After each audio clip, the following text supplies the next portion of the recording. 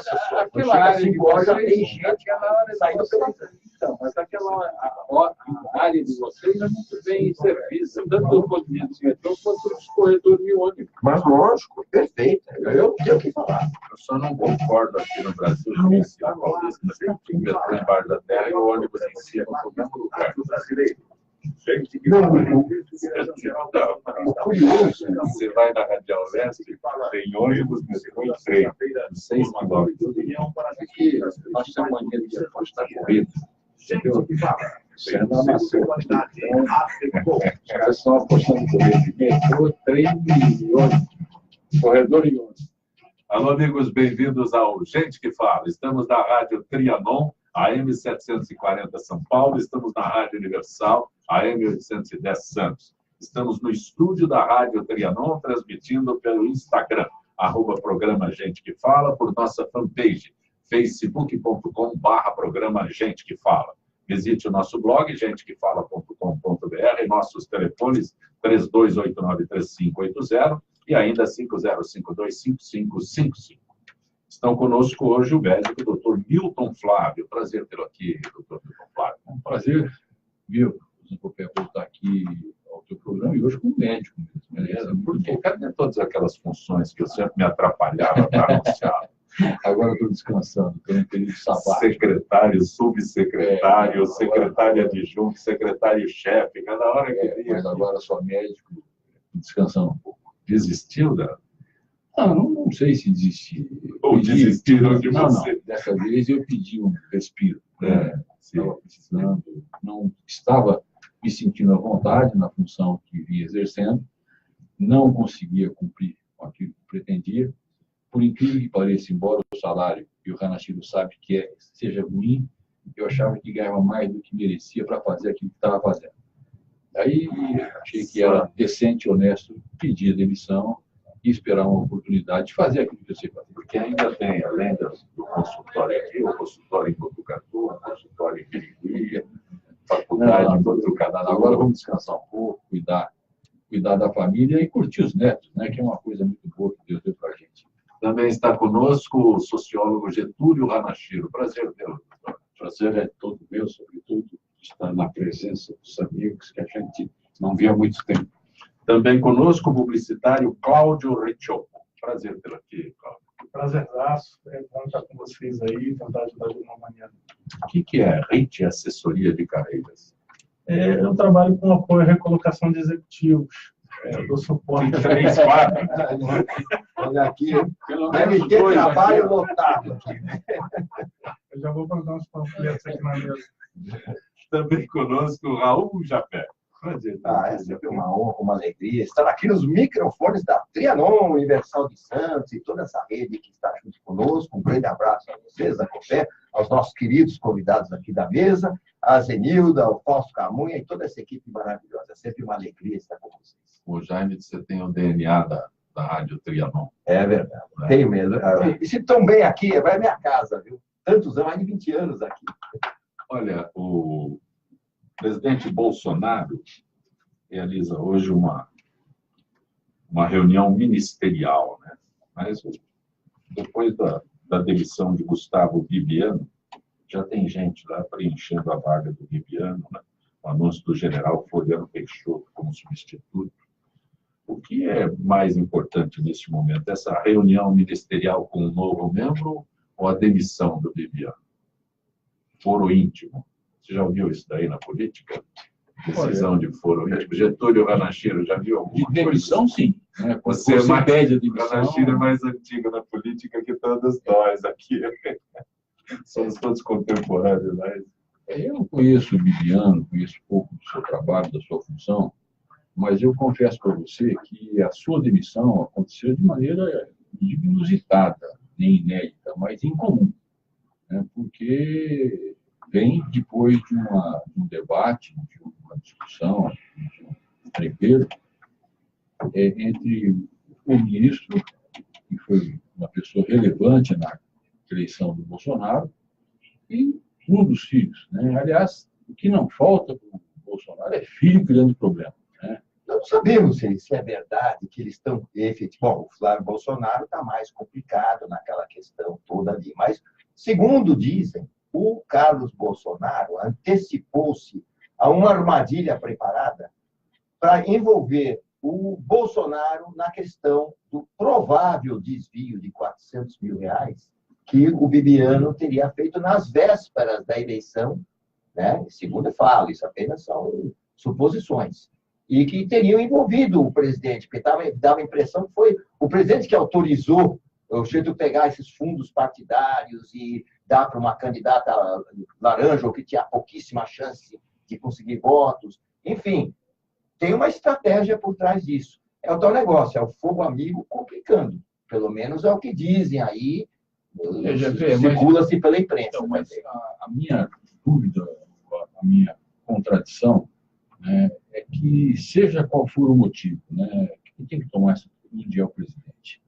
A autoridade do presidente não pode ser arranhada, não precisa de justificativa adicional, nem de um filho se envolver. Eu acho que o Carlos tem se envolvido de maneira um pouco mais exagerada do que o próprio Flávio. O Flávio, na minha opinião, fez bobagem e dificilmente vai escapar de uma punição, seja ela qual for. Mas essa interferência, né, esse questionamento e o tratamento que foi dado à situação, chamando o ministro de mentiroso, não é uma prática comum. Não é. Você sabe que eu acho também, não sei a opinião de vocês, eu acho que trata-se de um governo novo, que nunca teve no poder, né, está estando agora no poder, e ainda não está sabendo lidar com isso. Eu acho que a gente tem que dar um crédito. Eu acho que o grande absurdo, eu critico, o que a gente chama aqui de imprensa, que está se tornando uma imprensa marrom, eu critico, porque há poucos dias o Palocci fez uma denúncia gravíssima. O Palocci é simplesmente o braço direito de Lula e de Dilma. Fez denúncias gravíssimas de desvio de bilhões, mas bilhões.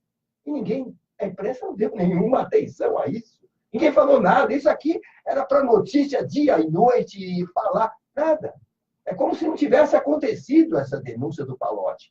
E eles estão encrencando com essas coisinhas do Bolsonaro, dos filhos do Bolsonaro, aquilo da manchete sem parar. Ou seja, querem desestabilizar este novo governo. Isso eu não tenho a menor dúvida. É imprensa marrom. Olha, eu tenho uma impressão um pouco diferente. Na verdade, quem está criando os problemas é o próprio governo. Não é? Quer dizer, laranja quem criou não foi a imprensa. Laranja quem criou foram os correligionários do presidente. Agora, a outra coisa é o seguinte, essa turma pode não ter experiência executiva, mas tem experiência política, tem vivência política. E todo cargo tem uma liturgia, existe a liturgia do cargo. Não é? A própria apresentação dele nas redes sociais, do ponto de vista de fotos, essa coisa toda, acho que um mínimo de respeito você deve ter. Não é? E eu acho o seguinte, aí eu concordo plenamente com vocês, a autoridade é autoridade. Eu acho que, num primeiro momento, ele devia demitir. Tá certo? Quando essa informação ocorreu de que ele, o Bebiano, utilizou dos recursos do fundo partidário, do fundo para as eleições, em proveito próprio, em proveito dos seus apaniguados, a primeira atitude do presidente deveria ser demitir. Não se esqueça que o presidente, nesse momento da notícia, estava em plena mesa cirúrgica. Sim, mas ele despachava. Peraí. Mas despachava nas piores condições possíveis. Sim, mas ele despachava. Você fez uma política, né, e um novo governo, mas era diferente em tempos anteriores. Ficava cozinhando em fogo lento, ficava cozinhando em banho-maria. Aí são todos militares lá. A minha figura é o seguinte: dormiu na guarita, está preso. Aí tem uma acusação, está comprovado, está fora. Então, a rapidez da decisão é maior. Exatamente. Mas do que um governo só político. Veja, o que acontece? De repente, você tem o filho do presidente que chama um ministro de Estado de mentiroso. Né? Isso publicamente. Ou o ministro deveria se demitir e imediatamente, ou deveria realmente chamar a atenção do presidente e dizer: eu não admito isso. Ou o presidente toma uma atitude também, mas ele vai e encoraja. Agora, o que eu acho é o seguinte: tudo isso é espuma. Na verdade, o grande problema do país não é nem sequer essa reunião do Conselho de Governo, com a presença pela primeira vez do presidente da República. O problema do país é o problema econômico. Vamos ou não vamos fazer a reforma da Previdência para fazer o ajuste da nossa economia? Mas isso vai fazer. Ele está trabalhando nisso, pesado. Já tivemos uma grande vitória ao não reeleger Eu não estou Renan duvidando, Calheiros. pelo contrário. Eu acho que esse governo vai conseguir aprovar a Previdência Social. Por isso Parece para que mim... entrega amanhã, ou assina amanhã. Exatamente. Entrega amanhã. Ao mesmo tempo, o plano do Moro está sendo assinado Por hoje. isso, para mim, Entrega hoje, tudo, o plano do o resto Moro é entrega espuma. amanhã. O resto é espuma, entendeu? Quer dizer, não é importante. Importante para o Brasil é resolver as suas questões econômicas, é ter uma relação internacional mais adequada, ter uma política interna do ponto de vista dos costumes, da educação, etc., consentânea com a realidade do país e com a contemporaneidade do país. Quer dizer, nós não podemos nos atrasar em relação a tudo aquilo que foi conquistado. Agora, eu sou otimista num ponto. Eu acho que esse governo vai conseguir aprovar a Previdência, a reforma da Previdência, que é fundamental, e o resto, a economia vai se descolar da política.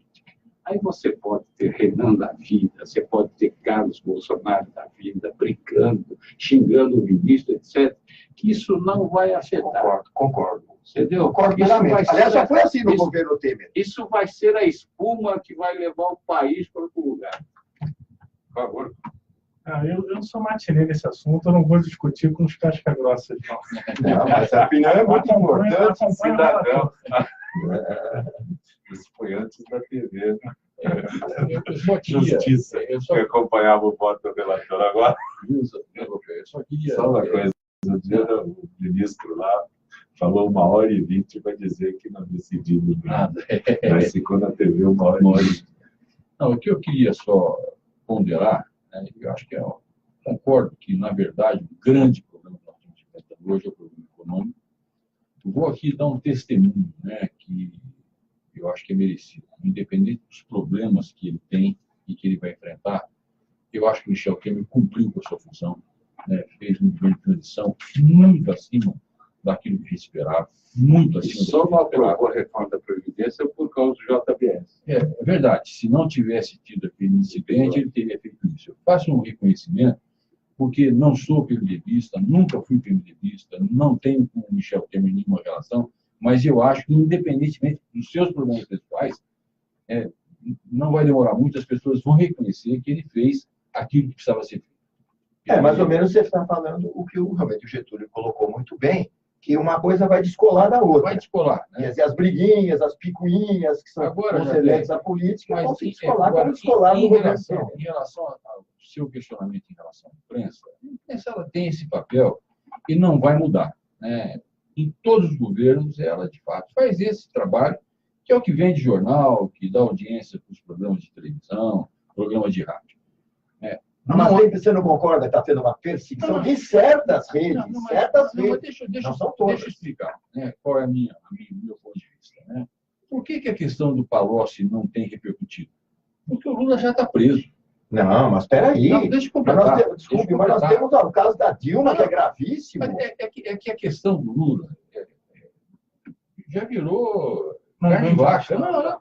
Veja bem, não há mais quem não Tá acredite. esgotado. É esgotado. Quer dizer, é saber se ele sai. Tem uma outra Se ele sai da condenação em cadeia cima. antes de morrer, ele sai depois de morto.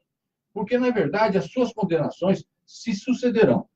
No caso da Dilma, desculpa, a Dilma é tão irrelevante na política brasileira, né? Ela voltou a ser um poste de luz apagada. Então, ela não soma nada nesse momento, ela não é mais ninguém. Não, mas a irrelevância dela deu um prejuízo de 7 bilhões e meio de dólares no Mais Médicos, sem falar nos empréstimos, a paraísos de terroristas e ditadores terroristas.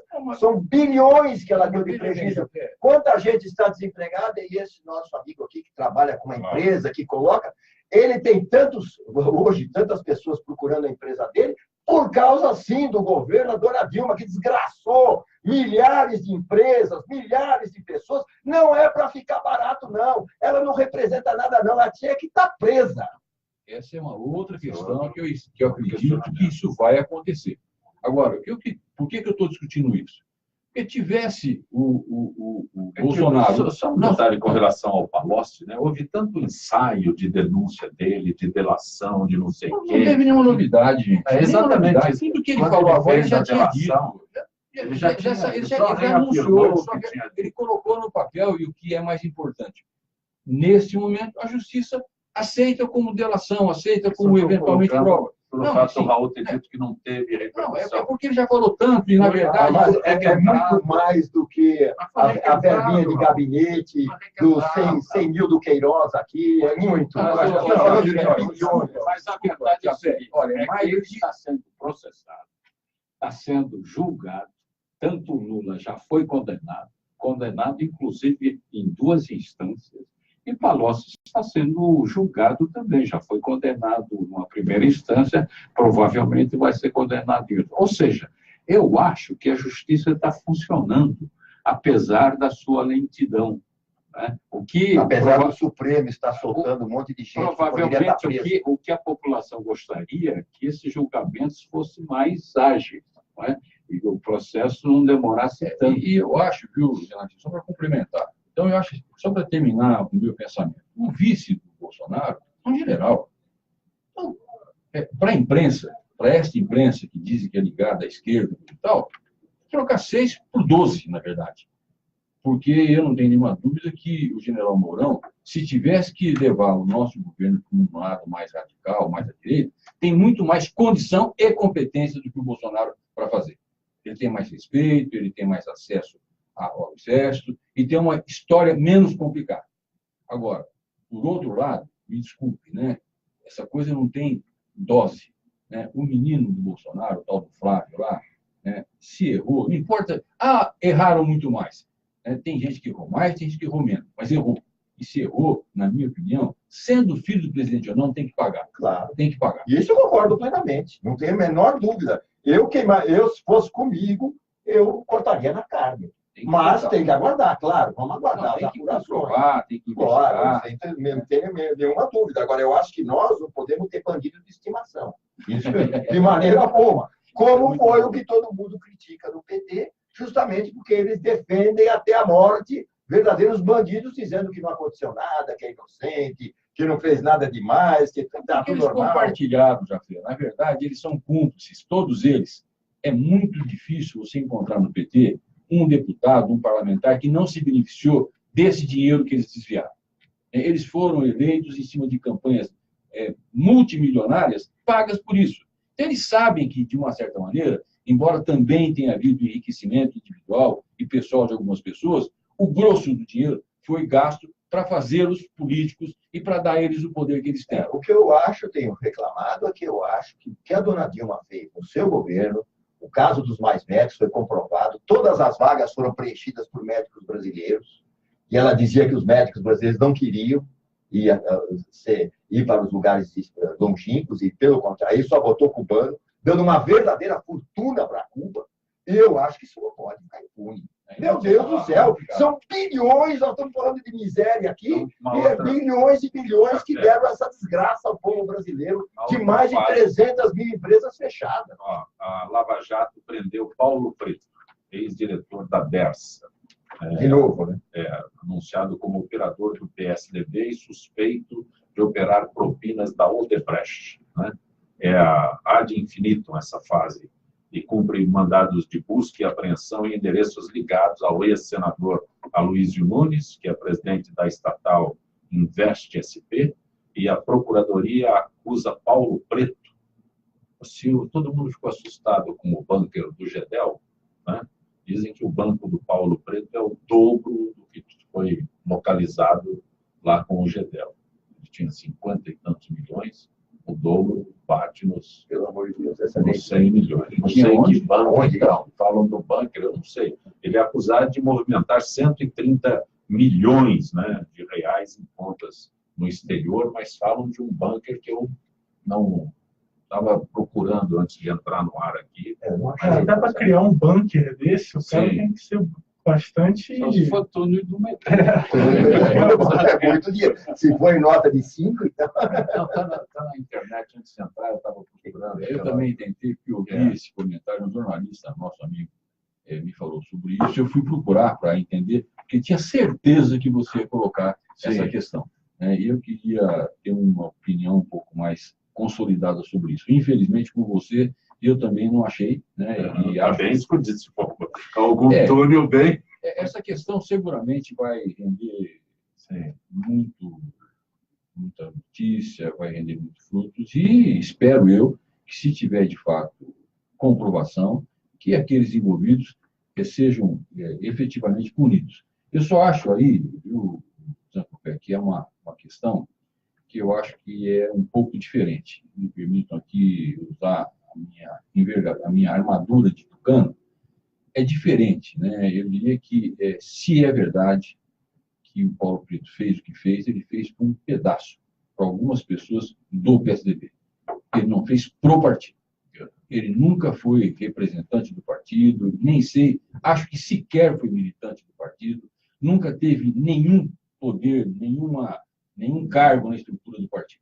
Então, se houve alguma coisa, foi alguma coisa que aconteceu dentro de um grupo restrito, que não envolveu o partido. Não é nem laranja, é uma cidra. Não, é diferente. Não, porque o cara movimentar uma fortuna dessa, Pelo amor de de alguém. Não, isso que eu estou dizendo, mas é diferente. Você ter o tesoureiro do partido, que arrecada em nome do partido, o cara é secretário, presidente. Agora, o Paulo Preto, em nenhum momento, fez parte da estrutura partidária. Ele nunca falou, estou reafirmando, ele nunca falou, e acredito que nunca tenha falado, se é que falou com os empresários, nunca falou em nome do partido, falou em nome de pessoas. Não, eu só queria dizer o seguinte, do mesmo Está fazendo com esse celular? eu estou gravando fazendo, transmitindo ao vivo. A bateria não vai dar. Essa dá sim. Eu diria o seguinte, que do mesmo jeito que a gente... demora mais para gastar. Não gasta, primo demora muito mais para gastar. Mas eu digo o seguinte, da mesma maneira como nós exigimos a condenação de membros do PT, se o Paulo Preto que determine quem são os membros do PSDB que tem, não estou botando o partido todo na lama, nós vamos saber quem são. Quando a gente bota o PT na lama, que são centenas de seus membros principais que estão Tesoureiros estão presos. Estão presos, todo mundo está preso, a grande maioria. Eu reclamei da Dilma. O resto está tudo preso. Não, é que quando o Milton falou sobre elementos ligados ao PSDB, não há se uma provou ligação que tinha direta do que era Paulo Preto, arrecadação para o diferente partido. do PT, onde os seus tesoureiros estão condenados. Essa é a figura que... Outra foi uma corrupção sistêmica, né, que veio a partir de um comando e que se espalhou pelo resto. Agora, o que queria chamar um pouco a atenção é o seguinte: nas últimas décadas, você vê o poder que esse pessoal manipulou com o maior descaramento. Você vê o Gedel Vieira Lima e guardar no apartamento de um parente ou de um conhecido 52 milhões em dinheiro efetivo. Em dinheiro efetivo, quer dizer, é um negócio que provavelmente ele ia jogando o dinheiro, recebia e jogando. Getúlio, chega agora no teu banco, na tua conta corrente, tenta sacar 10 mil reais de dinheiro, vê se você consegue. 5 mil, vê se você consegue. É um negócio inacreditável. Aí vem outro, essa denúncia de ter mobilizado mais de 100 milhões de reais. Não é? Nós passamos por um período aqui no Brasil que o pessoal perdeu a dimensão das coisas, né? O sentido do valor, o sentido de respeito, né? De respeito à coisa pública. Antigamente se falava em caixinha do Ademar, não sei o quê. Parece fichinha, não que estivesse certo. Era trombadinha, perto dos que aí em estão. relação a tudo aquilo que nós passamos nas últimas 2 décadas. Não é? Incrível. Acho que aquela oração ao rosto, né, do Rui Barbosa seria hoje, ou é hoje, um livro, né, que merecia ser revisto, né, e ser valorizado, né? A vergonha de ser honesto no país como o Brasil. E o que é pior, né, o que é melhor, apesar de tudo, o Brasil sobrevive, né? Então, quem é brasileiro e quem é sério, fica imaginando, né, o dia que acabarem com essa saúva na política, esse Brasil vai explodir. Porque tem suportado, né, essa sangria continuada. E o que é pior, Ranachiro, eu estou dizendo para o Ranachiro já até, porque o Ranachiro, como eu, militou na política. As pessoas que estão na política continuam fazendo igual e acham que a justiça não vai chegar neles. Eu tenho reiterado e vou reiterar, vou levar cigarro para muita gente ainda na cadeia, é verdade. Por isso que eu sou otimista nesse sentido. Eu acho que, apesar de tudo, as nossas instituições, bem ou mal, funcionam. Por quê? Porque há bons e maus brasileiros nessas instituições. E os bons brasileiros ainda ajudam a levar, compensam aqueles maus. Evidentemente, nós não temos instituições perfeitas nesse país, mas que algumas delas estão funcionando graças ao patriotismo, ao idealismo, aos valores que alguns profissionais têm, é que estão conduzindo isso. Você vê, pela primeira vez na história desse país, você vê ex-presidente com as digitais, não é? Condenados, quer dizer, condenados na prisão, empreiteiras. Onde você já viu empreiteira, a maior empreiteira do Brasil, filho da maior empreiteira do Brasil, ser preso durante quase um ano, presidente da República. Quer dizer, o presidente da República condenado já está há um ano na prisão. Ainda tem, e pelo que ele acabou de colocar, ainda tem de novo o Odebrecht no assunto Paulo Preto, né? Pois é. Então você vê que algum mecanismo nesse país que permite que a gente tenha um mínimo de otimismo em relação ao que o Flávio disse. Quer dizer, se esse país não tivesse nada disso, nós estaríamos vivendo realmente um país do primeiro mundo. Porque o que dilapidaram este país é inacreditável. A resiliência do nosso povo é brincadeira, porque bateram, e a gente ainda consegue vir diminuindo a taxa de desemprego, com todo o holocausto que ainda... Tudo isso nós ainda crescemos. Ainda crescemos 1%. Vou fazer a pergunta já para o Cláudio Chopo, que está aqui conosco. Antes, a gentileza dos senhores para que eu possa conversar com a Zilka Fialho, Departamento de Marketing da AFPESP. Zilka, boa tarde. Boa tarde, Jacopé. Boa tarde, ouvintes e debatedores do Gente que Fala. Zilka, já estamos na 19ª edição do Arraiá AFPESP. Quando e onde será? Assim como em todas as edições, o Arraiá AFPESP de 2019 será na Unidade de Lazer Serra Negra, e a data escolhida para essa edição foi o dia 29 de junho, um sábado. A cidade de Serra Negra fica pertinho de São Paulo, aproximadamente 150 quilômetros. Algum destaque especial para esta edição? Além das tradicionais atrações musicais, das barracas de brincadeiras para todas as cidades e das deliciosas comidas e bebidas típicas, este ano a associação preparou uma quadrilha de dança e um concurso de melhores fantasias e looks unidos, sem contar os sorteios dos prêmios, é claro. E como o associado pode participar? Além da opção de ir com transporte próprio, a Coordenadoria de Turismo da FEPESP e algumas de nossas unidades regionais prepararam excursões e passeios para os associados que desejam aproveitar a festa com conforto e qualidade. Os pacotes poderão oferecer serviços de hospedagem ou apenas um passeio e transporte para o dia do evento. E onde está à disposição onde um associado adquire o ingresso? Os ingressos para um dia repleto de diversão estarão disponíveis em breve para venda aqui na nossa sede social ou nas unidades regionais, para associados e dependentes com carteira social válida por apenas R$15, ou familiares convidados por R$20. Zilka, agradeço mais uma vez pela gentileza com o nosso Gente que Fala. Uma boa tarde. Boa tarde. Estamos em plena temporada de chuvas. A Prefeitura de São Paulo está trabalhando todos os dias para evitar riscos, podando árvores, para evitar a queda dos galhos quando venta forte, removendo árvores com risco de queda, limpeza de córregos, limpeza de bueiros e bocas de lobo, para melhorar a drenagem e evitar alagamentos. a gente também precisa fazer a nossa parte. É muito importante jogar o lixo no lixo. Quando se fala o lixo no lixo, é desde aquele papelzinho de bala até o entulho ou móvel velho que você não quer mais. O lixo é um dos maiores problemas na época das chuvas, porque entope os bueiros e os ramais de drenagem, e aí já viu, né? A água volta para a rua, alaga tudo mesmo. A Prefeitura de São Paulo tem mais de 100 ecopontos espalhados por todas as regiões da cidade. Você pode fazer o descarte gratuito de pequenos volumes de entulho, sofás, guarda-roupas e outros móveis velhos. Vamos fazer a nossa parte? Para saber mais, acesse chuvasdeverão.prefeitura.sp.gov.br. Operação Chuvas de Verão, Prefeitura de São Paulo. Você está ouvindo Gente que Fala.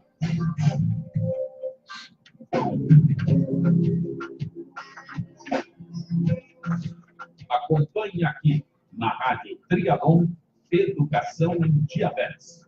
Todas as segundas, quartas e sextas-feiras, a partir das 4 horas da tarde. Educação em Diabetes. Agora também no Facebook e no Instagram. No Facebook, Associação Nacional de Atenção ao Diabetes. No Instagram, a NAD Oficial. Apresentação, médico endocrinologista e presidente da NAD, Dr. Pablo Praz de Filho.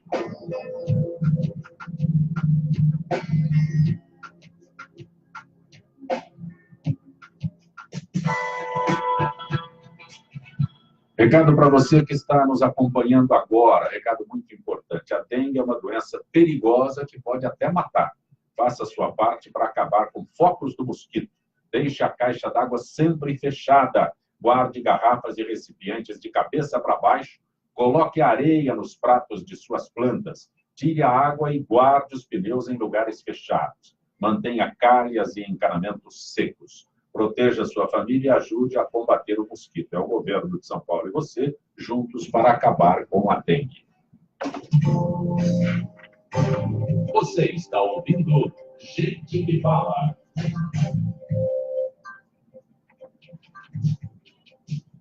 Você está acompanhando Gente que Fala? Que canal é esse que você está transmitindo aí, Raul Jafé? Eu estou transmitindo aqui pelo meu Facebook. Já tem muita gente aqui ao vivo. Exatamente, o Raul Jafé está transmitindo ao vivo. Dá um tchauzinho. Tá aqui, já está dando salto. Todos estão vendo aqui. Ó. Transmissão ao vivo aqui, essa turma de ouro aqui. O nosso querido Getúlio Kanashiro, o Cláudio Riziopo, nosso mestre Zancopé Simões, uma das vozes mais lindas do rádio brasileiro, voz imortal, já é voz imortal. E o Milton Leite. Flávio. Milton Flávio, que já fez trabalhos maravilhosos ao longo da secretaria de governo, uma pessoa que deu uma grande contribuição ao governo do Estado de São Paulo por muitas vezes. Não vai conseguir, com certeza. Mas, Cláudio Riziopo. A gente sempre falha, né? O programa ao vivo a gente erra mesmo. Milton Flávio. Cláudio Riziopo, você há instantes falou sobre a queda de desempregados, né? A taxa de desemprego está reduzindo. É real isso? Eu, todas as vezes que leio essas notícias aqui, fico questionando comigo, não tenho. Mas como você trabalha, né, com esse segmento, né, assessoria de carreiras, é real isso?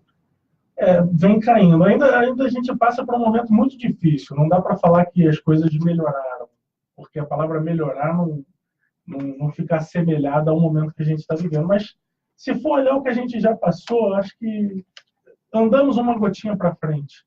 Estamos caminhando para uma melhoria, sim. Por que eu fiz a pergunta? Eu não acredito nesses números do governo. Quantos milhões diz que estão desempregados? 13 milhões, 12 milhões? Eu não acredito nesses números. Não, os números são bem maiores. Porque eles consideram só seletistas. Tem muita gente fazendo bico que, para mim, é desempregado. O que eu coloco como desempregado? Eu, por exemplo, tenho lá a carteira assinada e sou demitido. Então, enquanto eu recebo o auxílio-desemprego, eu consto na pesquisa. 6 meses depois que acabou, eu saio da pesquisa. Se eu não tiver conseguido um outro emprego neste período, eu saí da pesquisa. Então, esse número não é real.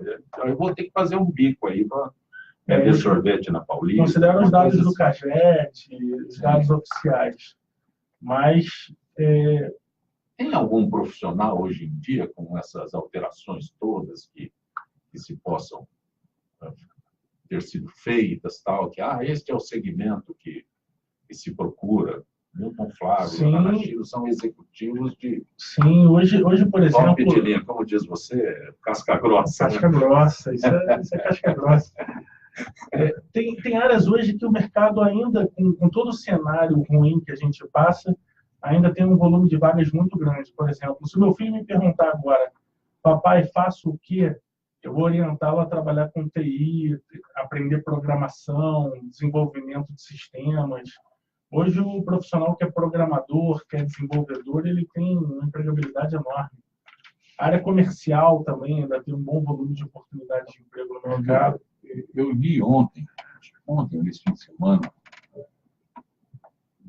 na internet, que o ano passado surgiram no Brasil 20 novas profissões.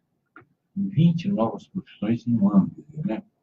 Quando me perguntam, né, o que o seu neto vai ser, eu não tenho a menor ideia. Que a profissão que eles vão fazer não surgiu ainda. Verdade. Tem uma pesquisa que diz que a maior parte dos empregos, a partir de, acho que 2025, 2035, ainda não existem no mercado. A maior parte das crianças que nascem hoje trabalharão com algo que hoje ainda não existe. Nós não conhecemos ainda. Ainda não conhecemos, né? Eu, sociólogo, já parou para pensar isso. Mas, por outro lado, você vai ter muitas profissões que vão desaparecer. Sim, é isso que eu ia acabar de falar. Do mesmo jeito que muitas foram criadas, algumas estão sendo plenamente... Eu fui operador de xerox, acho que não tem mais isso. Não tem nem a máquina mais. Não existe mais isso.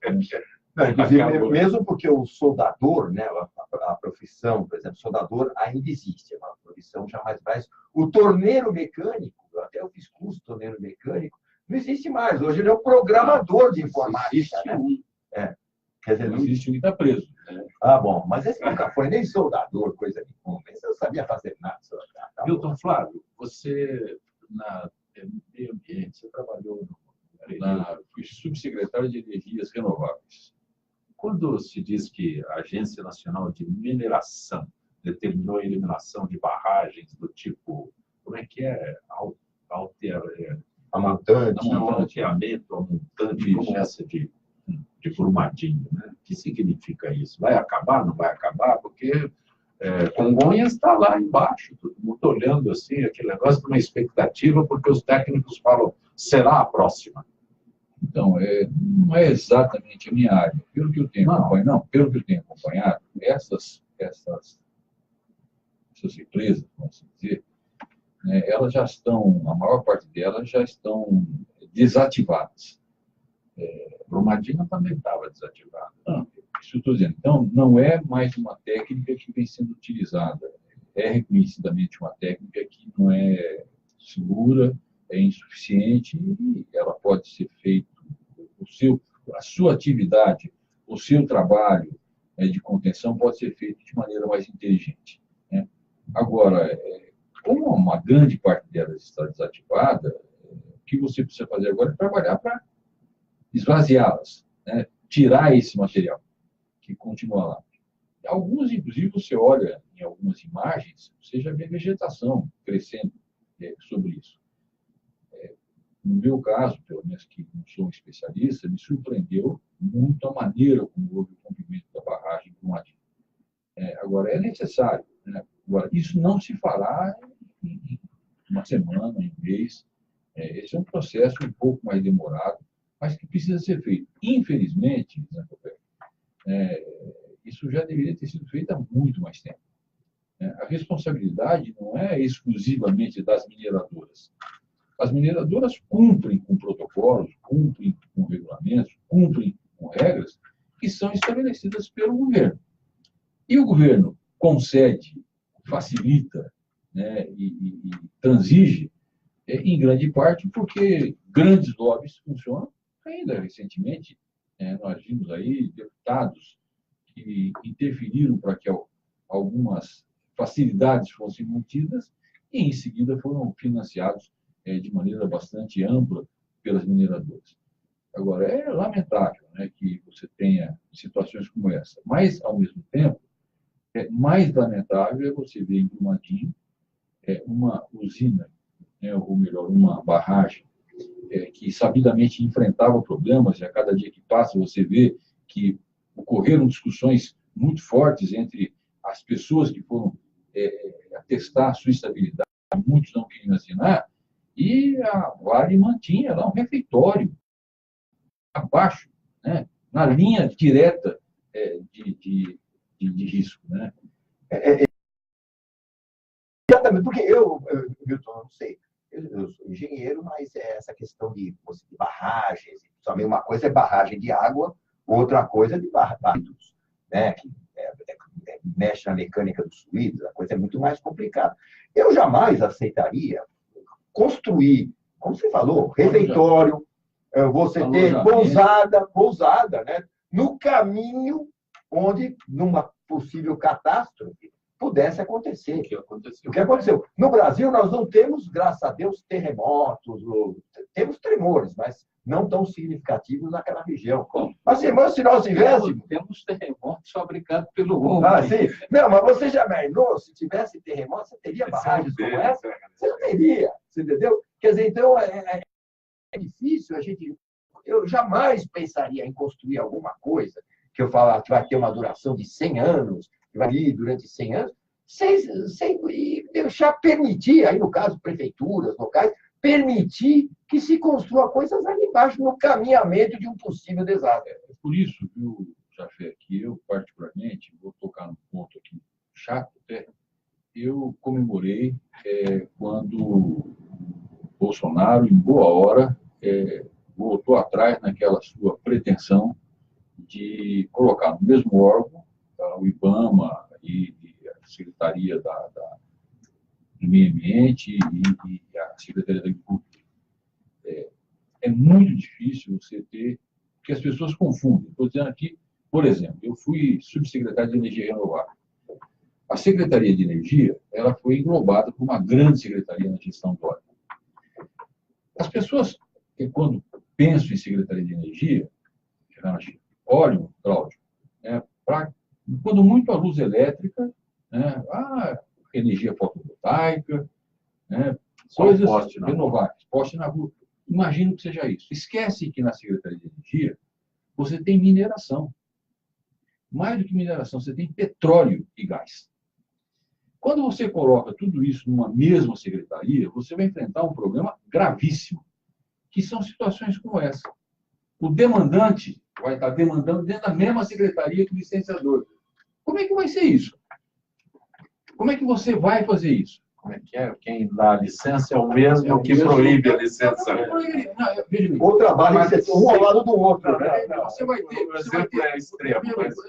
Você vai ter, por exemplo, alguém da secretaria, ou na mesma pasta, que vai demandar, porque é função dela, né, demandar pelo interesse dos mineradores, não é interesse ilegítimo, pelo contrário, vai estar trabalhando. Você imagina se a Petrobras, se ela está voltando, ela volta a ter gordura, ela volta a ter musculatura, ela volta a ter dinheiro e ela resolve retomar o projeto que ela tinha para a Bacia de Santos.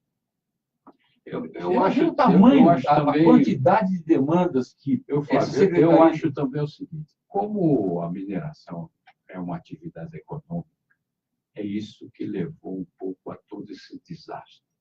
Então, nós temos que partir do pressuposto ou da ideia de que, efetivamente, a mineração é uma atividade econômica essencial para aquelas prefeituras. Tanto é que o prefeito de Brumadinho disse, num determinado momento, não feche a mineradora, porque senão a nossa cidade não vai sobreviver. Então, o que tem que ser feito, ao meu juízo, é o seguinte: você tem que punir, investigar e punir os responsáveis por este acontecimento em Brumadinho e Mariana.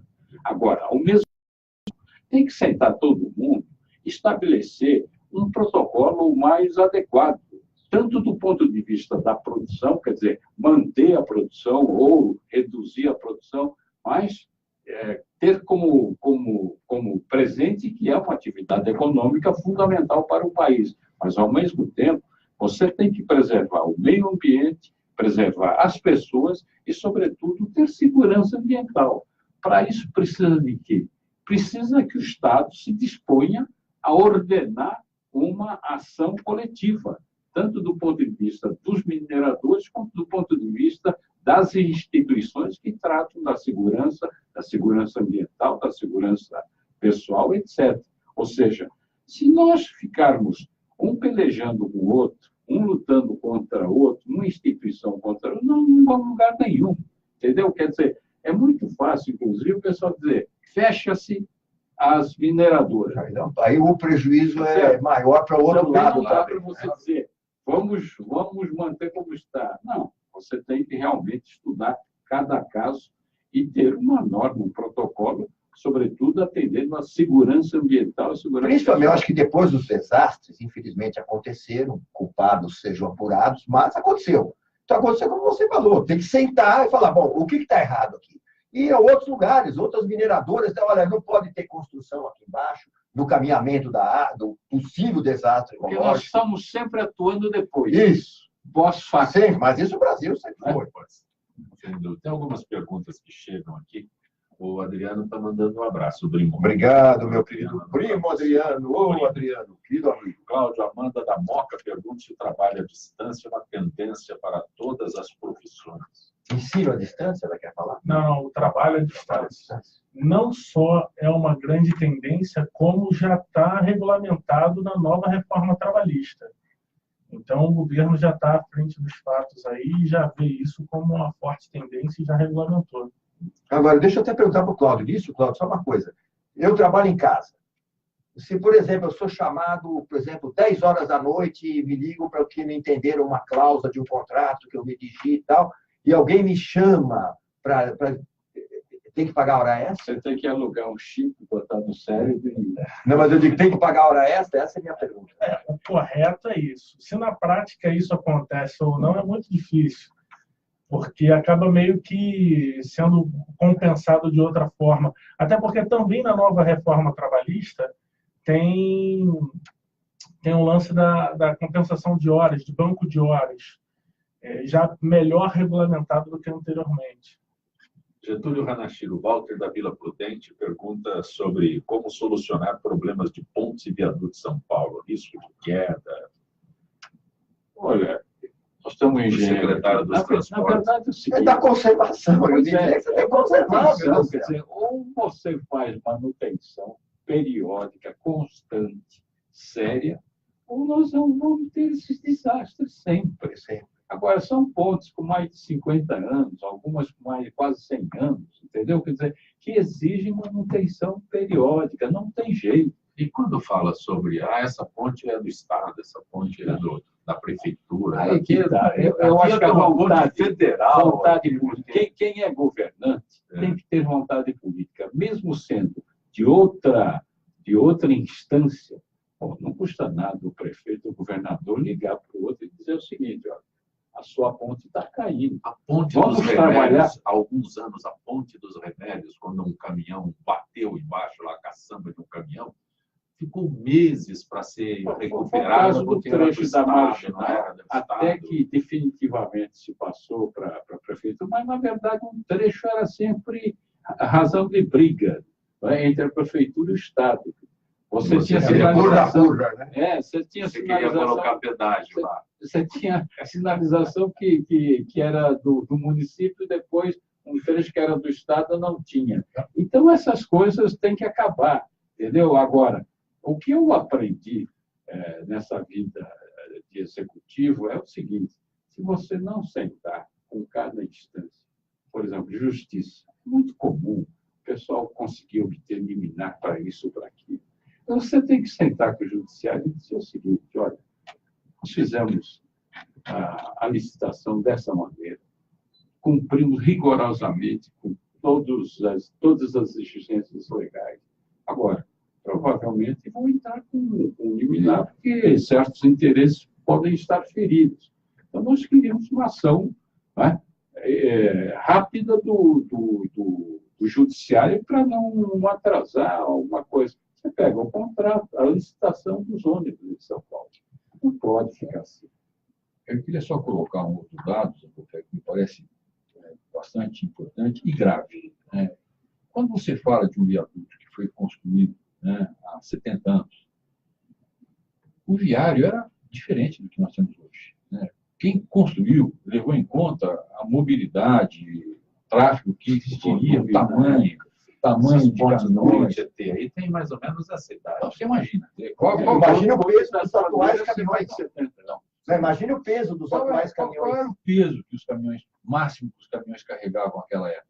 Qual era o volume de tráfego naquela época? Tem tipo, né? Então, veja bem, eu acho que essas mudanças nunca foram pensadas. Essas coisas vinham acontecendo e ninguém parou para pensar.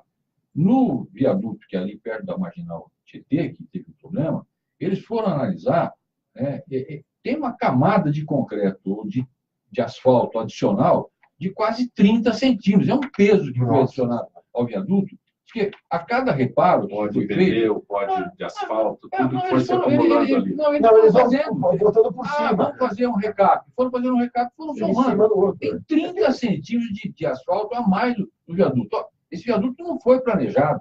Não é que ele foi mal planejado. Ele foi executado para a tarefa que, naquele tempo, né, se pretendia que ele tivesse.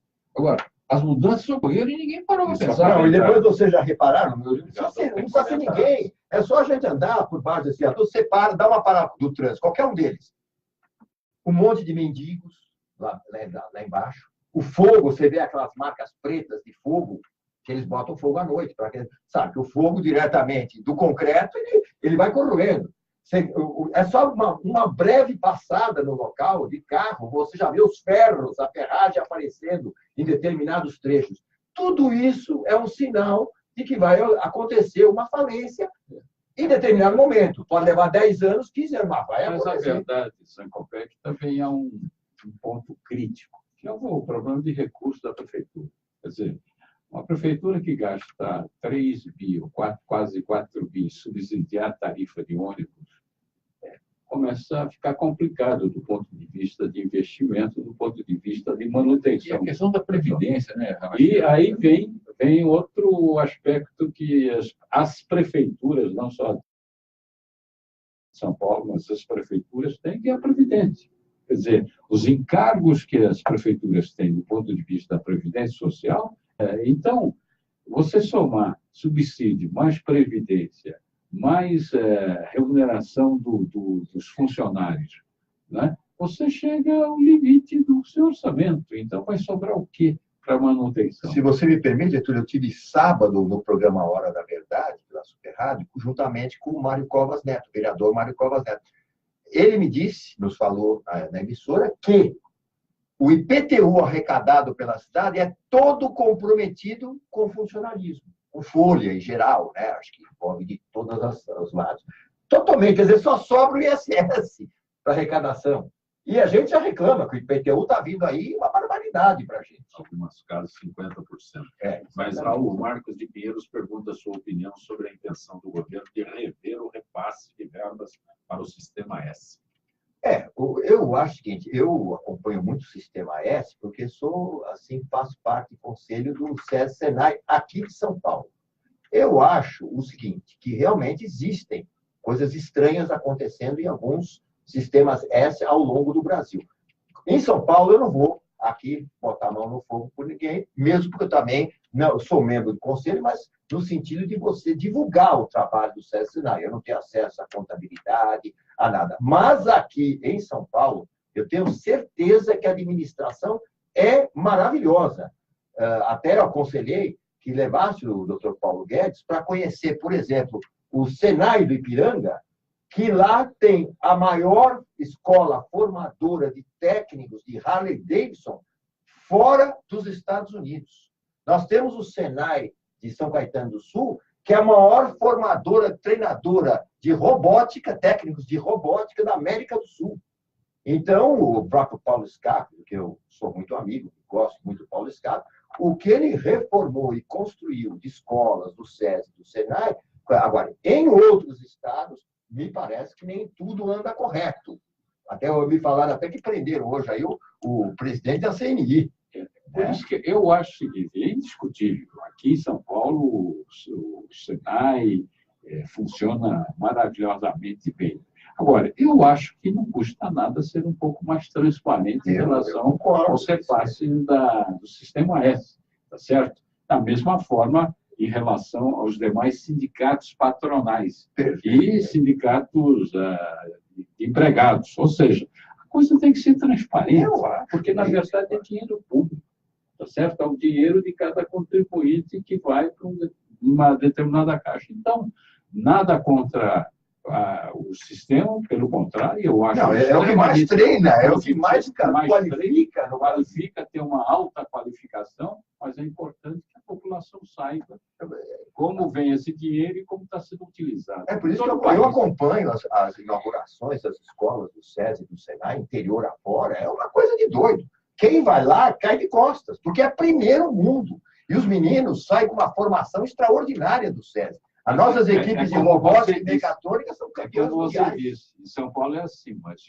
Isso, exatamente. Por isso eu acho justo que se apure. Daniela da Bela Vista pergunta se o fato de o empregador ter várias especialidades não fará com... Do empregado ter várias especialidades não fará com que ele trabalhe por 3 ou 4.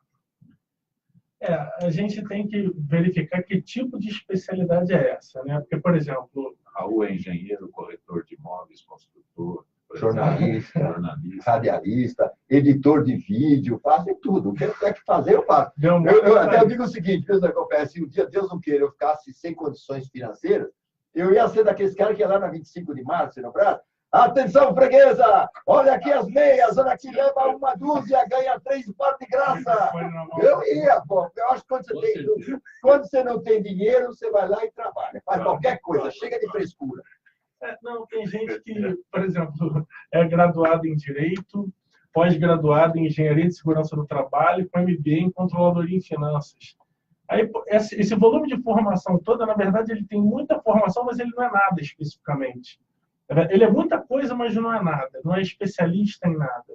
É bom que esse excesso de formação seja direcionado. O profissional tenha planejamento de carreira para isso. E o fato dela, respondendo a pergunta específica da Daniela, dela trabalhar por 3 ou 4, eu acho isso positivo, porque tem gente que não está conseguindo trabalhar por 1 no mercado. Pelo volume de gente buscando recolocação disponível no mercado. Eu acho que o fato dela estar trabalhando por 3 ou 4 significa que o patrão dela está dando muito trabalho para ela e não vai querer perder ela por um bom tempo. Milton Flávio, Luciana de São Vicente pergunta por que ano após ano doenças como a dengue causam problemas tão sérios em São Paulo. Bom, por várias razões, falta de febre amarela.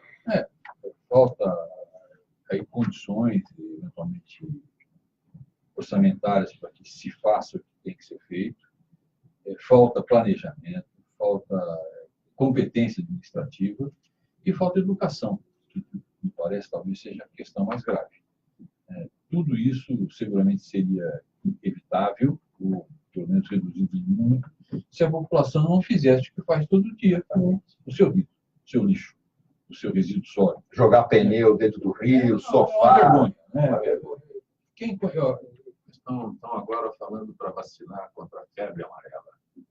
O ambientalista que aqui teve colocou a situação de que quando tivemos Mariana, o problema lá do rompimento da barragem, né, o ecossistema foi danificado. Então, os sapos que comiam o mosquitinho que pica o macaco, né, foram exterminados. E o resto de Brumadinho, então, está vindo para cá. Então, veja bem, febre amarela. Na hora que você tem o retorno da poliomielite, você tem o retorno do sarampo, porque a população não vacina os seus filhos, que é um absurdo. Né? Você tem que fazer uma busca ativa do paciente para evitar que o filho do cidadão tenha uma doença que pode ser fatal. Quando surgiu a questão da febre amarela, eu me lembro, todos nós nos lembramos, das filas que se faziam. Hoje tem vacina disponível e ninguém vai tomar vacina. O governo tem que buscar. Exatamente, você lembrou bem. A população brasileira precisa... Agora não tem mais a TV filmando as filas. Se você não fizer propaganda todo dia, não falar todo dia sobre o assunto, o pessoal relaxa. Até no HIV, da AIDS, já relaxaram, que acho que já não mata mais a doença, já relaxaram também. Você vai ter que colocar como secretário da Saúde um publicitário. Eu acho a população de usar os instrumentos que nós temos. E aí o que acontece, né, que é um dado importante, né, ao invés de prevenir, você tem que tratar a doença, que custa muito mais caro, ocupa leito do hospital, que deveria estar sendo ocupado por outras coisas. E aí a população reclama que o sistema de saúde não funciona. Cláudio Retiop, tem um endereço para que a gente possa acessar a RIT, Assessoria de Carreiras? Esse RIT é RICCI. Tem, é www.riccirh.com.br. E vou deixar meu telefone também, se alguém quiser entrar em contato, é DDD 21 98587 9277. 21 Rio. Rio de Janeiro. Também agradecendo ao médico Milton Flávio, ao sociólogo Getúlio Hanashiro e ao jornalista empresário Raul Jafé, que participaram desta edição de Gente que Fala. Estaremos de volta amanhã, sempre com direção do jornalista Fausto Campos. Gratos, até lá.